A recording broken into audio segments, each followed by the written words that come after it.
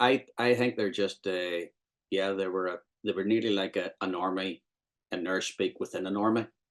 They were almost self-contained because with a you had basically a bunch of old smuggling families.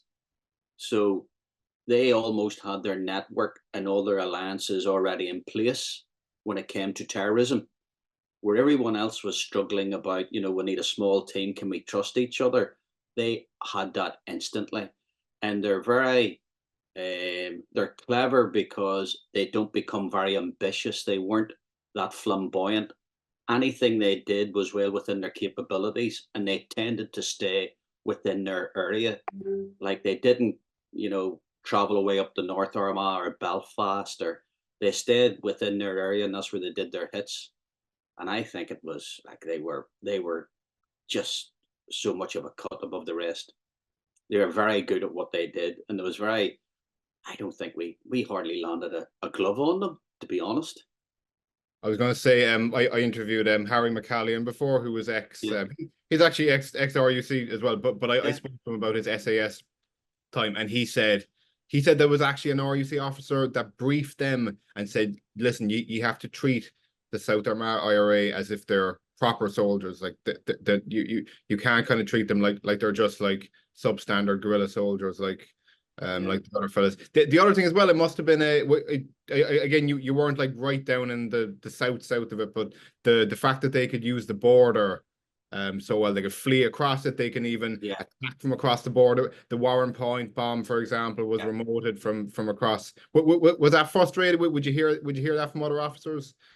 Yeah, it was. I started my career at Newton Hamilton, and then spent a bit of time in Crossmaglen in the heart of it. And then when I went more to the intelligence world, I operated more in South Armagh, and it was, yep, you don't go out unless you have a real reason, and there's a plan to go out, where you're going, how long you're spending time there. And the border is just, it was sanctuary, it was touching distance away. So a lot of it you just hear, any incidents I was involved in, it was usually a lot of gunfire, a bomb, and then when you got a chance to get your head up, everybody was gone. It's you don't get. I never fired a round. I never fired one single shot, and you're going, and that's the experience of most police here. It's not as if you were in these big gun battles. You're going, dude, it just happens that quickly. By the time you hit the deck and get yourself on cover and get your head back up, it's all over. They're away. You don't get a chance to return fire or do anything. You're usually left with a destroyed building and a few corpses. They also had I guess being out in the countryside and kind of having more space and being less molested by different security forces, they were able to kind of I think be like creative in ways the others weren't. I'm thinking for there's a photo of them having this big mortar on the back of a tractor that they could use. At one stage they used like a slurry spreader they turned into a flamethrower. Yeah, there was that time they put a van on the tracks beside like a roadblock to blow it up. There was like a creativity that Yeah, I think they could get away with a bit more. yeah, they were cutting edge, and I think that the biggest truck bomb here, the biggest bomb in the history of what we call the Troubles, I think it was £3,000, and it was very clever. They put it beside the Northern Ireland Forensic Science Laboratory, and just it's like it was devastation. It was like a Oppenheimer scale type, with a mushroom cloud.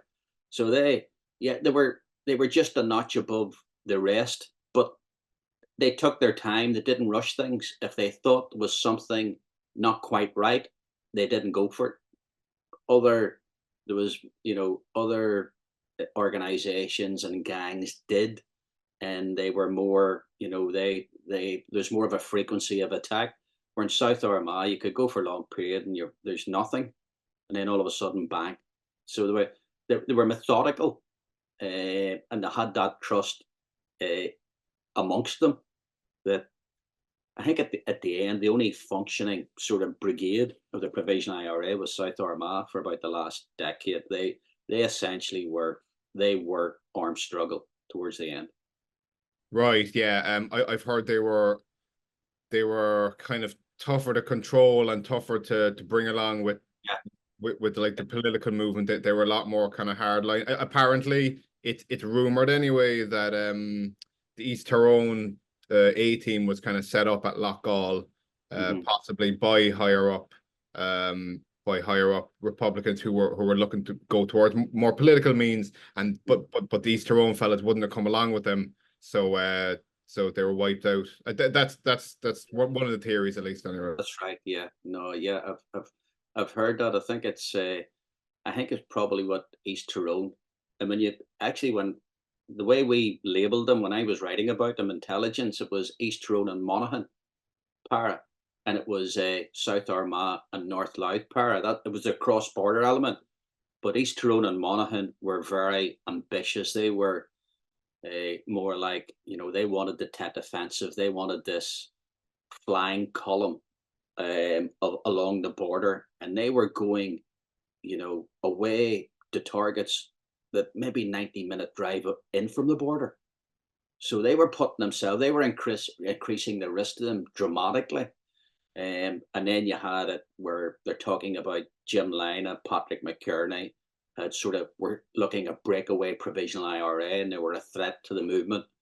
And then the movement set them up. But I think it's one of these things that nearly give them enough autonomy that it was going to happen to them at some point, because there were big set piece operations. At Loughgall there was 8, a support team of what, maybe, I don't know, 20 or 30. So that's a lot of people. And you're risking then somebody leaking something, whether it's somebody talking to somebody like me or just a casual conversation on a telephone or something, and you pick it up. Where South Armagh tended to keep it very tight and didn't go for those sort of like huge spectacular targets. Loughgall is a predominantly Protestant village in North Armagh. It's nowhere near the East Tyrone Monaghan area, really. So it was just, I think they overstretched, and given time, I think it came a point where you just get wind of it,